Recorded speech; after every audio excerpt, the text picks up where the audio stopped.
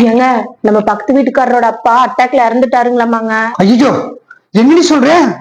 சரிவா போலாம். என்னங்க நீங்க 10 வருஷமா அவங்களுக்கு நம்மளுக்கு போக்குவரத்தே இல்ல, ஒப்பசத்துக்கு கூட அவங்க வரல, அப்புறம் எப்படிங்க நம்ம போறது? நீ சொல்றது உண்மைதாமா. இருந்தாலும் ஒருத்தர் வீட்டுல நல்ல கறி நடந்தா சொல்லாம போக கூடாது. இந்த மாதிரி பெரிய கறி நடந்தா சொல்லாமதாமா போகணும்.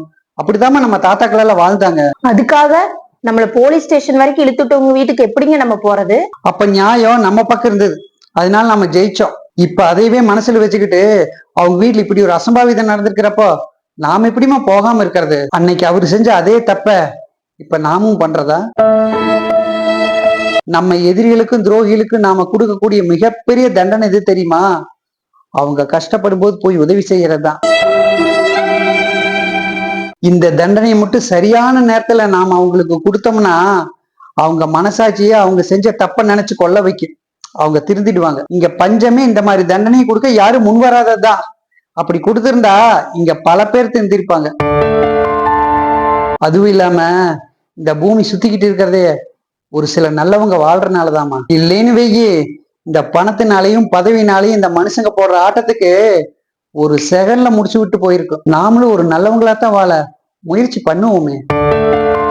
இன்னொன்னு நீ தெரிஞ்சுக்க, நான் எங்கேயாவது வெளியூர் போயிட்டா கூட உனக்கு திடீர்னு நல்லா இல்லைன்னா பக்கத்து வீட்டுக்காரங்க தாமா முதல்ல வர முடியும். அவங்கதாம்மா உனக்கு பாதுகாப்பா இருக்க முடியும். இந்த வார்த்தை என் மனசுக்குள்ள அழுந்திக்கிட்டே இருந்தது. இன்னைக்கு அதுக்கு ஒரு முற்றுப்புள்ளி வச்சிடலாம். வா. சரிங்க, போலாம். சரி வா, முன்னாடி போய் நின்னு எல்லா வேலையும் நம்ம பார்க்கலாம். ஒரு நிமிஷங்க. ஏமா என்ன? இந்தாங்க, அந்த அண்ணா கையில பணம் இருக்கோ இல்லையோ, நான் ஒரு 20,000 ரூபாய் சேர்த்து வச்சிருக்கேன். இப்ப இத குடுத்துருங்க, அப்புறம் பாத்துக்கலாம். சரி வாமா.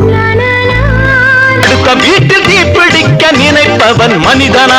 அந்த நேரம் ஓடி வந்து அணைப்பவன் மனிதன்.